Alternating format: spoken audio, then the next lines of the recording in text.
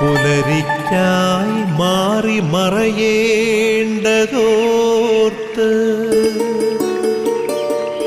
ചന്ദ്രനക്ഷത്രാദികൾ വിതുമ്പുമ്പോൾ മാറ്റമില്ലാതെങ്ങും വിരാജിക്കും ദൈവമേ, അങ്ങയെ വാഴ്ത്തുന്നു ഞങ്ങൾ.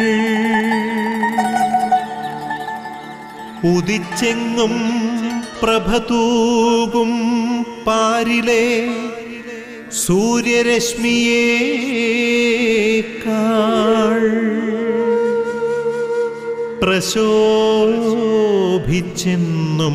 പ്രസാദമേകുന്ന ദൈവമേ, അങ്ങേ മഹിമാവെത്ര മനോജ്ഞം. ഗുഡ്നെസ് ടി വി നിങ്ങൾക്ക് വേണ്ടി തയ്യാറാക്കുന്ന ഈ പ്രഭാത വിരുന്നിലേക്ക് പ്രേക്ഷകരായ നിങ്ങളെ എല്ലാവരെയും സ്നേഹപൂർവ്വം സ്വാഗതം ചെയ്യുന്നു. പ്രിയപ്പെട്ടവരെ, നമ്മൾ ഏത് കാര്യം തുടങ്ങുന്നതിന് മുമ്പും ദൈവാനുഗ്രഹം പ്രാർത്ഥിക്കുക എന്നുള്ളത് നമ്മുടെ പാരമ്പര്യത്തിലുള്ള ഒന്നാണ്. അതുകൊണ്ട് ഈ പ്രഭാതത്തിൽ ഈ ദിവസം നമ്മൾ ആരംഭിക്കുന്ന എല്ലാ കാര്യങ്ങളും, ഇന്നും പൂർത്തിയാക്കാനിരിക്കുന്ന എല്ലാ കാര്യങ്ങളും ദൈവത്തിൻ്റെ കരങ്ങളിൽ സമർപ്പിച്ച് അനുഗ്രഹത്തിന് വേണ്ടി നമുക്ക് പ്രത്യേകമായിട്ട് പ്രാർത്ഥിക്കാം. പ്രഭാതങ്ങളിലെ പ്രാർത്ഥനയെക്കുറിച്ച് നമ്മൾ കേൾക്കുന്ന ഒരു വചനഭാഗം സങ്കീർത്തനങ്ങളിലെ 88:13 വചനമാണ്. കർത്താവെ, ഞാൻ അങ്ങയോട് നിലവിളിച്ച് അപേക്ഷിക്കുന്നു, പ്രഭാതത്തിൽ എൻ്റെ പ്രാർത്ഥന അങ്ങയുടെ സന്നിധിയിലേക്ക് എത്തുമാറാകട്ടെ. പ്രഭാതം എന്ന് പറയും നമുക്കറിയാം, ഒരു ദിവസത്തിലേക്ക് കടക്കുന്ന പ്രഭാതമാണ്. പ്രഭാതം എന്ന് പറയുന്നത് ഒരു ദിവസത്തിലേക്ക് പ്രവേശിക്കുന്ന കവാടമാണ്. ആ കവാടത്തിലൂടെ കടന്ന് നമ്മളിന്ന് മുമ്പോട്ട് പൊയ്ക്കൊണ്ടിരിക്കുകയാണ്. അപ്പോൾ നമുക്ക് ദൈവത്തിൻ്റെ അനുഗ്രഹങ്ങളും കൃപകളും ധാരാളമായിട്ട് ആവശ്യമുണ്ട്. ദൈവത്തിന് സമർപ്പിക്കുന്നത് എന്തും ദൈവം തൻ്റെ അനുഗ്രഹത്താൽ നിറയ്ക്കുന്നു എന്നൊരു ആത്മീയ സത്യമില്ലേ? അതുകൊണ്ട് ഇന്നത്തെ എല്ലാ കാര്യങ്ങളും, നമ്മുടെ ഈ ശുശ്രൂഷയും ഇതിൻ്റെ നിയോഗങ്ങളുമെല്ലാം, പ്രത്യേകിച്ച് വിശ്വാസമില്ലാതെ ജീവിക്കുന്ന നമ്മുടെ സഹോദരങ്ങളെ ഈ പ്രഭാതത്തിൽ ദൈവത്തിന് സമർപ്പിച്ച് അവർക്കെല്ലാവർക്കും വേണ്ടി പ്രാർത്ഥിക്കുന്നതാകട്ടെ. നമുക്ക് കർത്താവിൻ്റെ കരം പിടിച്ച് വിശുദ്ധരുടെ സഹിത്വം പ്രാർത്ഥിച്ചുകൊണ്ട് നമ്മുടെ ഇന്നത്തെ ഈ ശുശ്രൂഷയിലേക്ക് നമുക്ക് പ്രവേശിക്കാം. കർത്താവ് നമ്മളെ അനുഗ്രഹിക്കാനായിട്ട് കണ്ണുകൾ അടച്ച് നമുക്കൊരു നിമിഷം എല്ലാവർക്കും പ്രാർത്ഥിക്കാം. നമ്മുടെ പ്രത്യേകമായ എല്ലാ നിയോഗങ്ങളെയും പ്രാർത്ഥനകളെയും നമുക്ക് ചേർത്ത് വയ്ക്കുകയും ചെയ്യാം. കർത്താവെ, അങ്ങയുടെ തിരുമുമ്പിൽ ഇപ്പോൾ പ്രാർത്ഥനാപൂർവ്വം ഇരിക്കുന്ന എല്ലാവരെയും, അവരുടെ കുടുംബങ്ങളെയും, അവരായിരിക്കുന്ന അവസ്ഥകളെയും, അവരുടെ ജീവിതത്തിലെ ഓരോ ബുദ്ധിമുട്ടുകളെയും സങ്കടങ്ങളെയും എല്ലാം നിനക്ക് സമർപ്പിച്ചുകൊണ്ട് ഞങ്ങൾ അങ്ങയുടെ നാമത്തിൽ സമർപ്പിക്കുന്ന പ്രാർത്ഥന കേട്ട് ഞങ്ങളെ എല്ലാവരെയും അനുഗ്രഹിക്കണമേ, ഇപ്പോഴും എപ്പോഴും എന്നേക്കും. ആമേൻ. നമ്മുടെ ഇന്നത്തെ എല്ലാ കാര്യങ്ങളെയും, പ്രത്യേകമായി നാം ചെയ്യാനിരിക്കുന്ന കാര്യങ്ങളെ, പൂർത്തിയാക്കാനിരിക്കുന്ന കടമകളെ, ഉത്തരവാദിത്തങ്ങളെ, നമ്മൾ നേരിടുന്ന സഹനങ്ങളെ, പ്രതിസന്ധികളെ, നമ്മളോടൊപ്പം യാത്ര ചെയ്യുന്നവരെ, നമ്മളോട് അടുത്ത് പെരുമാറുന്നവരെ, പ്രാർത്ഥിക്കാൻ പറഞ്ഞവരെ എല്ലാം, പ്രത്യേകിച്ച് പരിശുദ്ധ അമ്മയുടെ മാധ്യസ്ഥം പ്രാർത്ഥിച്ചുകൊണ്ട് ഈ ശുശ്രൂഷയെ നമുക്ക് കർത്താവിന് സമർപ്പിക്കാം. അമ്മയോട് നമുക്ക് ഒന്നുചേർന്ന് പ്രാർത്ഥിക്കാം. നന്മ നിറഞ്ഞ മറിയമേ സ്വസ്തി, കർത്താവ് അങ്ങയോടുകൂടെ സ്ത്രീകളിൽ അങ്ങ് അനുഗ്രഹിക്കപ്പെട്ടവളാകുന്നു. അങ്ങയുടെ ഉദരഫലമായ ഈശോ അനുഗ്രഹിക്കപ്പെട്ടവനാകുന്നു. പരിശുദ്ധ മറിയമേ, ദൈവമാതാവേ, പാപികളായ ഞങ്ങൾക്കെല്ലാവർക്കും വേണ്ടി കർത്താവിനോട് അപേക്ഷിക്കണമേ, ഇപ്പോഴും എപ്പോഴും എന്നേക്കും. ആമേൻ. പരിമളത്തിനുറവയാം നറുസൗരഭ്യമാകട്ടെ ഞങ്ങളുമീ മണ്ണിൽ.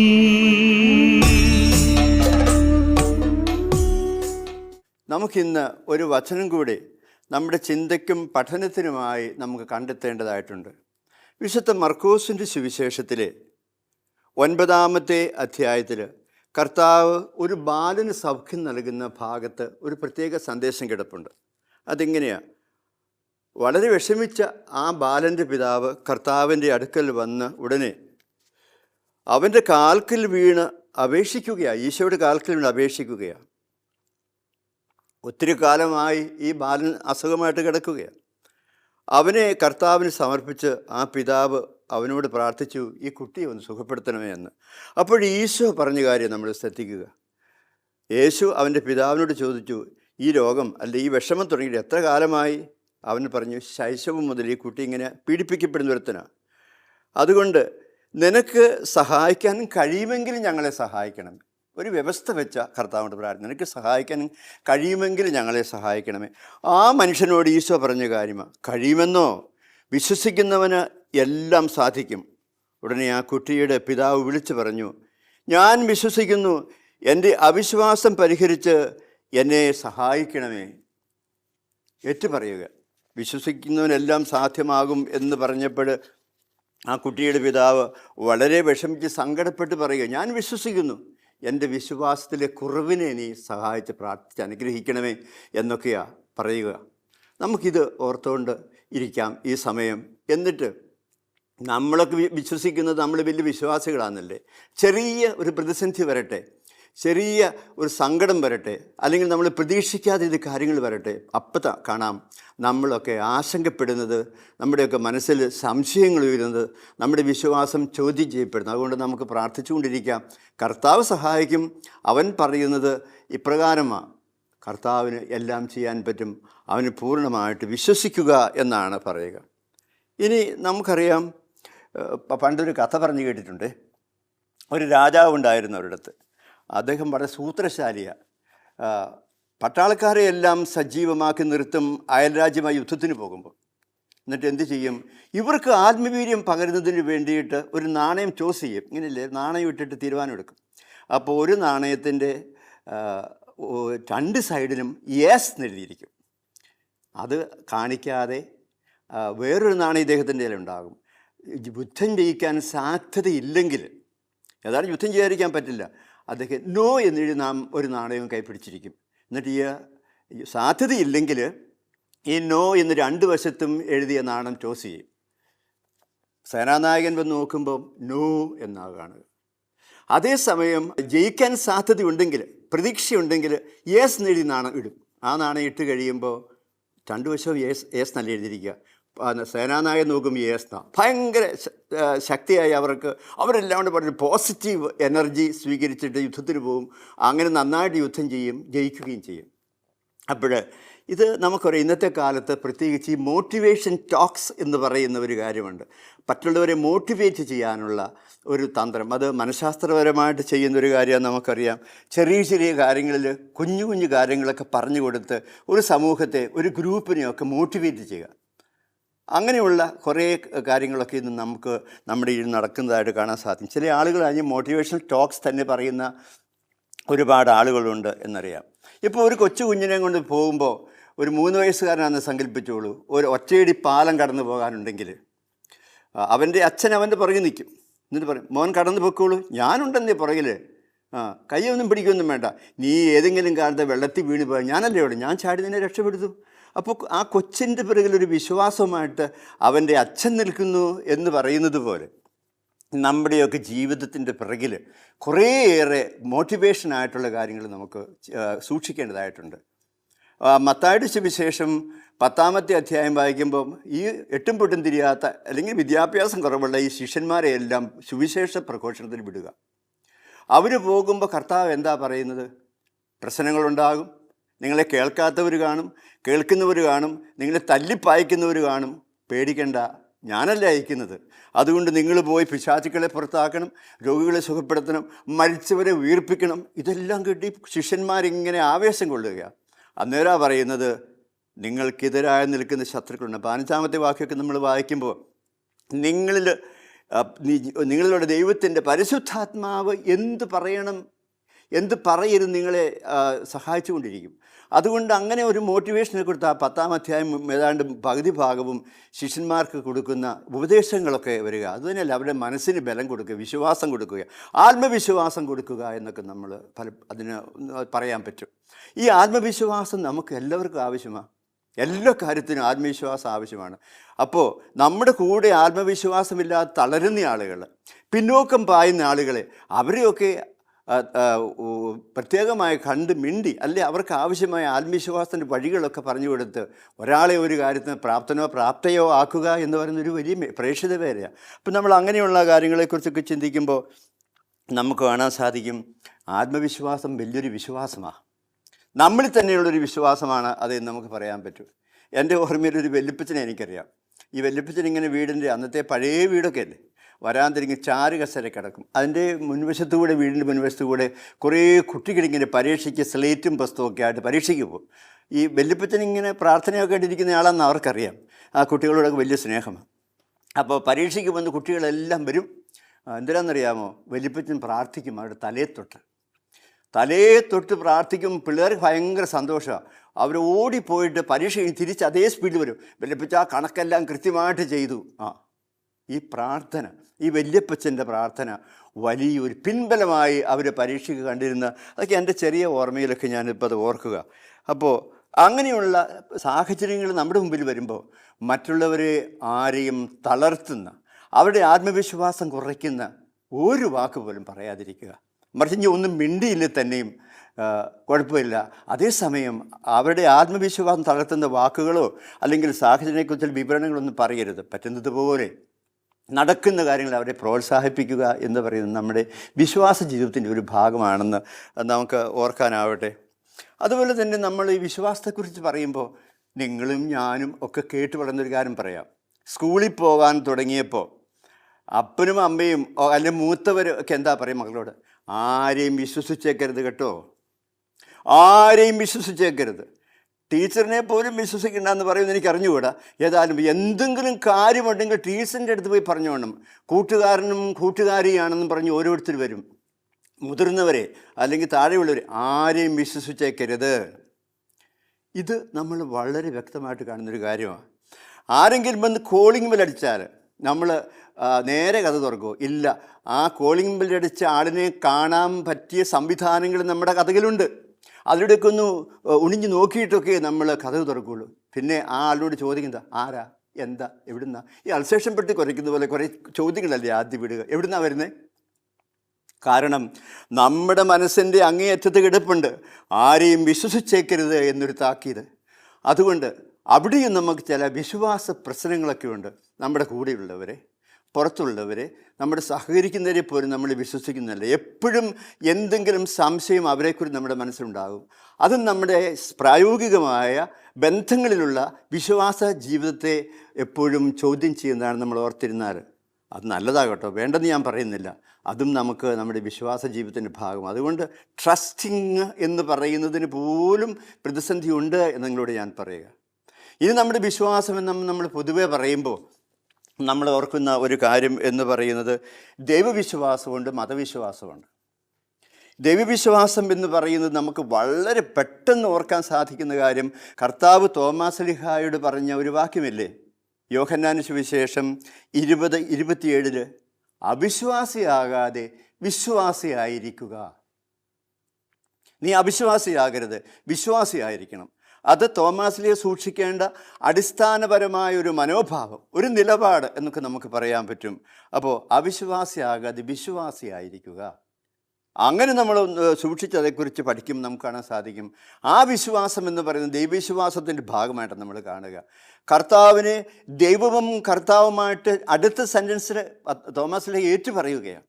അപ്പോൾ ദൈവത്തെ അറിഞ്ഞ് അവൻ എൻ്റെ കർത്താവും എൻ്റെ ദൈവവുമാണെന്ന് പറയുന്നതാണ് ഈ മതവിശ്വാസത്തിൻ്റെ ഈ ഭാഗമെന്നൊക്കെ പറയുക. അങ്ങനെയുള്ളൊരു വിശ്വാസം നമുക്ക് വളർത്തിയെടുക്കണം. ദൈവത്തെ കർത്താവും ദൈവവുമായി ഏറ്റുപറഞ്ഞ് അവരിൽ വിശ്വാസം വെച്ച് അർപ്പിച്ച് ഒരു വ്യക്തിയുടെ മുമ്പിൽ നമ്മൾ സറണ്ടർ ചെയ്യുന്നതാണ് നമ്മുടെ വിശ്വാസം എന്ന് നമുക്ക് എളുപ്പത്തിൽ അങ്ങ് പറഞ്ഞു വയ്ക്കാൻ പറ്റും. ഒരുതരം സറണ്ടറിങ്, അടിയറ വയ്ക്കലാണ് നമ്മുടെ വിശ്വാസത്തിൻ്റെ അടിസ്ഥാനമായി നിൽക്കുക. നമ്മൾ അങ്ങനെ ഓർക്കുമ്പോൾ നമ്മൾ ഹെബ്രായ ലേഖനം വായിക്കുകയാണെങ്കിൽ നമുക്ക് കാണാൻ സാധിക്കും 11-ാമത്തെ അധ്യായം മുഴുവന് വിശ്വസിച്ച് ജീവിച്ച ആളുകളുടെ ചരിത്രമാണ് നമുക്ക് പറഞ്ഞു തരിക. നിങ്ങൾക്ക് നേരം കിട്ടുമെങ്കിൽ ഇതെല്ലാം കഴിഞ്ഞ് ആ അധ്യായം 11-ാമത്തെ അധ്യായം ഒന്ന് വായിക്കണം. എങ്ങനെ ആളുകൾ വിശ്വാസത്തോട് മുമ്പോട്ട് പോയി എന്ന് ആ അധ്യായത്തിൽ നമുക്ക് കൃത്യമായിട്ട് മനസ്സിലാക്കാൻ പറ്റും. അപ്പോൾ വിശ്വാസം എന്ന് പറയുന്നത്, ദൈവവിശ്വാസം എന്ന് പറയുന്നത് ഒരു സറണ്ടറിങ് ആണ്, ഒരു ദൈവത്തിന് അടിയറ വയ്ക്കുകയാണ്. നമുക്കുള്ള എല്ലാത്തിനെയും അടിയറ വയ്ക്കുന്ന അതിനെയാണ് നമ്മൾ ദൈവവിശ്വാസം എന്ന് പറയുക. പിന്നെ നമ്മൾ ഓർക്കണേ, മതവിശ്വാസം എന്ന് പറയുന്നത് അല്പം കൂടി വ്യത്യാസപ്പെട്ടത്. അതൊരു സമൂഹ ജീവിതത്തിൻ്റെ ഭാഗമായി നിൽക്കുന്നതാണ്. ചില പാരമ്പര്യങ്ങളെ, ചില വിശ്വാസ സംഹിതകളെ, അതിനെയൊക്കെ നമ്മൾ അംഗീകരിക്കുന്നു. അതനുസരിച്ച് ജീവിക്കാൻ നമ്മൾ തയ്യാറാകുന്നതിനെയാണ് നമ്മൾ പറയുന്നത് ഈ മതവിശ്വാസം എന്നൊക്കെ പറയുക. അതിനകത്തും അപകടവും പ്രശ്നമൊക്കെ ഉണ്ട്. നമ്മൾ പറയും, ഇന്നലെ ചെയ്തോരബദ്ധം ഇന്നിൻ്റെ വേദാന്തമാകാം, നാളത്തെ ശാസ്ത്രമതാകാം. ഇന്നലെ ചെയ്തൊരബദ്ധം ഇന്നിൻ്റെ വേദാന്തമാകാം, നാളത്തെ ശാസ്ത്രമാകാം. അപ്പോൾ ഈ മതവിശ്വാസത്തിന് മേഖലകളൊക്കെ ഇങ്ങനെ മാറിക്കൊണ്ടിരിക്കുന്നതാണ്. അപ്പം അതിന് നമ്മൾ കൃത്യമായിട്ട് പഠിച്ച് നമ്മുടെയൊക്കെ വ്യക്തിപരമായ വിശുദ്ധീകരണത്തിനും സഹോദരങ്ങളുടെ നന്മയ്ക്കും നമ്മുടെ ജീവിതത്തിൻ്റെ അഭിവൃദ്ധിക്കൊക്കെ ഉതകുന്ന തരത്തിലുള്ള വിശ്വാസങ്ങൾ വന്നില്ലെങ്കിൽ നമ്മൾ പല മതവിശ്വാസത്തിൻ്റെ പല മേഖലകളിലൂടെ നടന്നു പോകുമ്പം അന്ധവിശ്വാസങ്ങൾ നമ്മൾ കടന്നു വരാൻ സാധ്യതയുണ്ട് എന്നും പ്രിയപ്പെട്ടവരെ നമുക്ക് ഓർത്തിരിക്കേണ്ടതായിട്ടുണ്ട്. വിശ്വാസിയുടെ വ്യഥ എന്ന് പറയുന്ന ഒരു ലേഖനം കുറേ നാളുകൾക്ക് മുമ്പ് എനിക്ക് വായിക്കാൻ കിട്ടി. അത് നിങ്ങൾക്കൊക്കെ അറിയാവുന്ന ഒരു എഴുത്തുകാരിയാണ്. വിശ്വാസി സാറാ ജോസഫ് എന്ന് പറയുന്ന തൃശ്ശൂർ ഭാഗത്തുള്ള ഒരു ഒരു കഥയെഴുത്തുകാരൻ, നോവലിസ്റ്റുണ്ട്. അവരുടെ ആലാഹായുടെ പെൺമക്കൾ, പിന്നെ ഉദപ്പ്, ബുധിനി മുതലായ വളരെ പ്രശസ്തമായ നോവലുകളൊക്കെ ഉണ്ട്. അതിനകത്ത് ഈ സാറാ ജോസഫ് എന്ന് പറയുന്ന ക്രിസ്ത്യാനിയായ എഴുത്തുകാരി പറയുന്നൊരു കാര്യമുണ്ട്. അവർ പറയുന്നു, ഞാനിങ്ങനെ എൻ്റെ ഓർമ്മകളിലേക്ക് പോകുമ്പോൾ ദുഃഖവെള്ളിയാഴ്ച എൻ്റെ അമ്മ ഒരു പാത്രമെടുത്ത് എൻ്റെ കയ്യിൽ തരും. 7 വീട് തെണ്ടി കിട്ടുന്നത് തനിക്ക് വേണ്ടി എടുക്കരുത്. ആ കിട്ടുന്നത് ഏതെങ്കിലും ഒരു ഇല്ലാത്തവന്, പാവപ്പെട്ടവന് കൊടുക്കണം. അങ്ങനെ അമ്മ ദുഃഖവെള്ളിയാഴ്ച ഒരു പാത്രവും തന്ന് വീട്ടിൽ നിന്ന് ഇറക്കി വിടുക, പോയിട്ട് വാ. എന്തിനാണെന്നറിയാമോ? വിശപ്പ് എന്താണെന്നറിയാൻ, അന്യരുടെ ഇല്ലായ്മകളെക്കുറിച്ച് കൂടുതൽ കണ്ട് മനസ്സിലാക്കാൻ, ജീവിതമെന്ന് പറയുന്നതൊക്കെ ഇങ്ങനെയൊക്കെയാണെന്ന് വ്യക്തമായിട്ട് മനസ്സിലാക്കാൻ അമ്മയാണ് ഈ മക്കളെ ഒരുക്കി വിടുന്നത്. എന്നിട്ട് അവർ പറയുകയാണ്, അങ്ങനെയുള്ള പരമ്പരാഗതമായ വിശ്വാസത്തിലൂടെ വളർന്നു വന്ന എനിക്ക് ഒത്തിരി പ്രതിസന്ധികളുണ്ടായി. ഒരിക്കൽ ഞാൻ യേശുവിനെ കണ്ടു എന്നാണ് പറയുക. ഒരു പുൽപ്രദേശങ്ങളിലൂടെ ഇങ്ങനെ നടന്നു പോകുന്ന യേശു. അപ്പോൾ യേശു തിരിഞ്ഞു നോക്കി നമ്മുടെ കഥാകൃത്തിനെ എന്ന് അവർ പറയും. എന്നെ ഒന്ന് തിരിഞ്ഞു നോക്കിയപ്പോൾ ആ നോട്ടത്തിൻ്റെ ഉള്ളിൽ കുറേ ചോദ്യങ്ങൾ കിടക്കുകയാണ്. നിനക്ക് ലഭിച്ച വിശ്വാസത്തെ നീ എങ്ങനെ ജീവിക്കുന്നതിൻ്റെ ഒരു ചോദ്യമാണ്. അപ്പം മനസ്സിനകത്തൊരു വ്യഥ. കാര്യമൊക്കെ ശരിയാ, പഠനമുണ്ട്, അല്ലെങ്കിൽ മറ്റ് സാഹചര്യങ്ങളുണ്ട്, പക്ഷേ എൻ്റെ വിശ്വാസം എനിക്ക് പൂർണ്ണമായിട്ട് ജീവിക്കാൻ പറ്റുന്നില്ലല്ലോ. ആ ചിന്ത എൻ്റെ മനസ്സിന് ഒരു ആണി പോലെ എന്നെ എന്നെ എന്നെ രൂപാന്തരപ്പെടുത്തി, അല്ലെ എന്നിൽ കടന്നു വന്നു എന്നൊക്കെ പറയുക. അപ്പോൾ നമുക്ക് പ്രിയപ്പെട്ടവരെ, ഇന്ന് നമ്മൾ ഓർക്കുമ്പോൾ നമുക്ക് നമ്മുടെ വിശ്വാസ ജീവിതത്തെക്കുറിച്ച് കാര്യമായിട്ട് ചിന്തിക്കണം. എനിക്ക് കിട്ടിയ വിശ്വാസം തലമുറകൾക്ക് കൊടുക്കുവാൻ ഞാൻ എന്തുമാത്രം ശ്രദ്ധിക്കുന്നു എന്നുള്ളത് നമുക്ക് നമ്മോട് തന്നെ ചോദിക്കേണ്ട ഒരു ചോദ്യമാണ്. തലമുറകൾക്ക് കൊടുക്കണം, അവരും നല്ല വിശ്വാസികളായിട്ട് ജീവിക്കട്ടെ. നഷ്ടമുള്ള കാര്യമൊന്നുമല്ല. കൃപയൊഴുകുന്നത് അതിലൂടെയൊക്കെയാണ്. നമ്മുടെ വിശ്വാസത്തിൻ്റെ തത്വങ്ങളെയൊക്കെ നമ്മൾ, ആദർശങ്ങളെയൊക്കെ നമ്മൾ ജീവിക്കാൻ തുടങ്ങുമ്പം പ്രതിസന്ധികൾ വരും, ആർക്കായില്ലാത്തത്. പക്ഷേ അവിടെ ദൈവം നമ്മുടെ ഒപ്പമുണ്ടാകും, നമ്മളെ സഹായിക്കാനും നമ്മളെ പരിരക്ഷിക്കാനും നമ്മളെ മുമ്പോട്ട് നയിക്കാനും. ആ ദൈവത്തിൻ്റെ മുമ്പിലുള്ള നമ്മുടെ അടിയറ വയ്ക്കലിനെ നമുക്ക് വിശ്വാസം എന്ന് പറയാം എന്ന് ഓർക്കുകയാണ്. അതുകൊണ്ട് കണ്ണുകളൊക്കെ അടച്ച് നമുക്കൊരു നിമിഷം നമ്മുടെ മാതാപിതാക്കളിലൂടെ നമുക്ക് ലഭിച്ച വിശ്വാസത്തെ ഓർത്ത് ദൈവത്തിന് നന്ദി പറയാം. നമ്മുടെ സഭയിലൂടെ ഇന്ന് നമുക്ക് ലഭിക്കുന്ന വിശ്വാസത്തെ വളർത്താൻ ഉതകുന്ന ഒരുപാട് അനുകൂലമായ സാഹചര്യങ്ങളെ ഓർത്ത് നമുക്ക് ദൈവത്തിന് നന്ദി പറയാം. നമ്മുടെ വിശ്വാസത്തെ പ്രഖ്യാപിക്കാനുള്ള ധൈര്യവും ശക്തിയും പരിശുദ്ധാത്മാവോട് നൽകണമെന്ന് നമുക്ക് പ്രത്യേകമായിട്ട് പ്രാർത്ഥിക്കാം. എവിടെയെങ്കിലും പരാജയപ്പെട്ടിട്ടുണ്ടെങ്കിൽ ഇന്ന് കർത്താവിനോട് ഈ സമയം നമുക്ക് എളിമയോടെ മാപ്പപേക്ഷിക്കാൻ ചെയ്യാം. പിതാവേ, സ്നേഹാഗ്നിയാൽ ജ്വലിക്കട്ടെ മക്കളാ ഞങ്ങളെല്ലാം.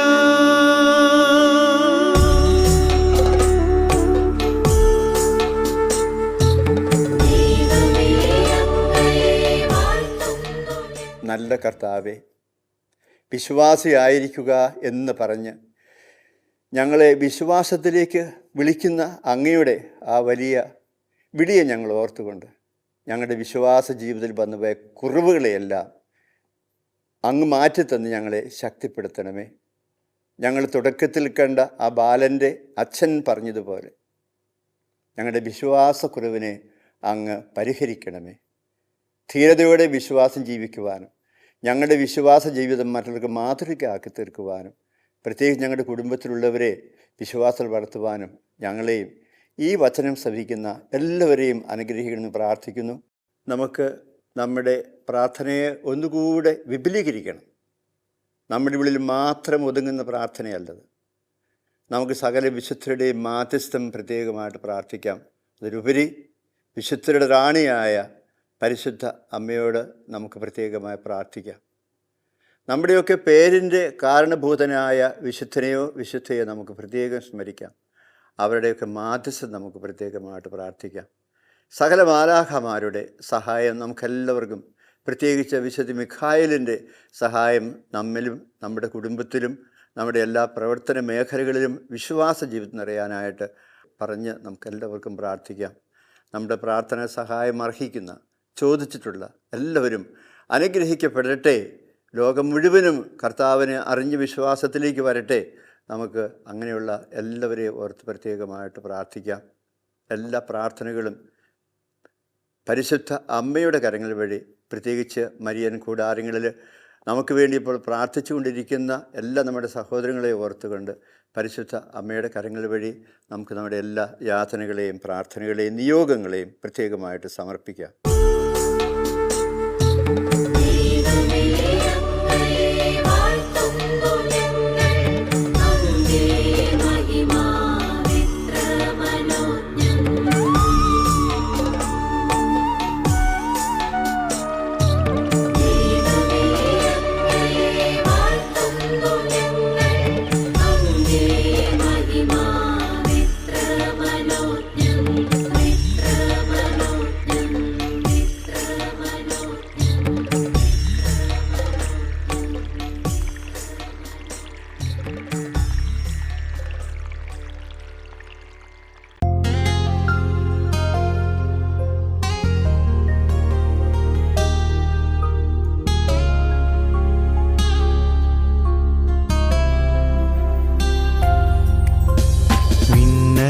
ചിറകുമായി അലയാഴികൾക്കുമേൽ പറന്നു പറന്നു പറന്നു പോയിടാ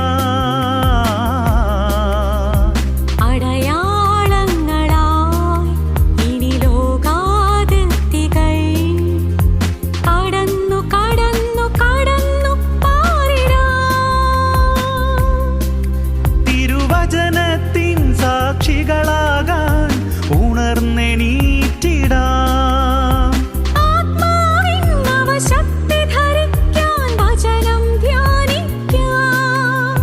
വചനത്തീ മഴ പെയ്യട്ടെ, ആത്മാവിൻ കനലെരിയട്ടെ.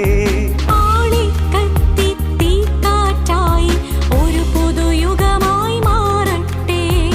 ഒരു യുഗം ഇത് പുതുയുഗം, ഒരു യുഗം പുതുയുഗം, ഒരു യുഗം ഇത് പുതുയുഗം, ഒരു യുഗം പുതുയുഗം. മിന്നൽ ചിറകുമായി അലയാഴികൾക്കുമേൽ പറന്നു പറന്നു പറന്നു പോയിടാ.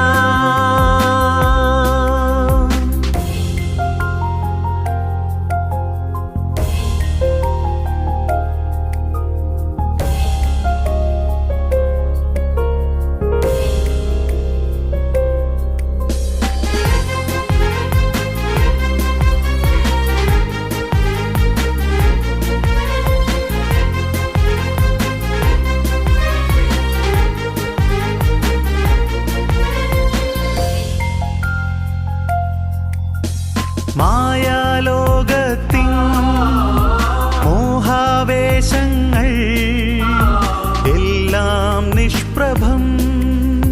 മായാലോകത്തിൻ മോഹാവേശങ്ങൾ എല്ലാം നിഷ്പ്രഭം. നിന്റെ സ്നേഹം അറിയുമ്പോൾ അറിയുന്നു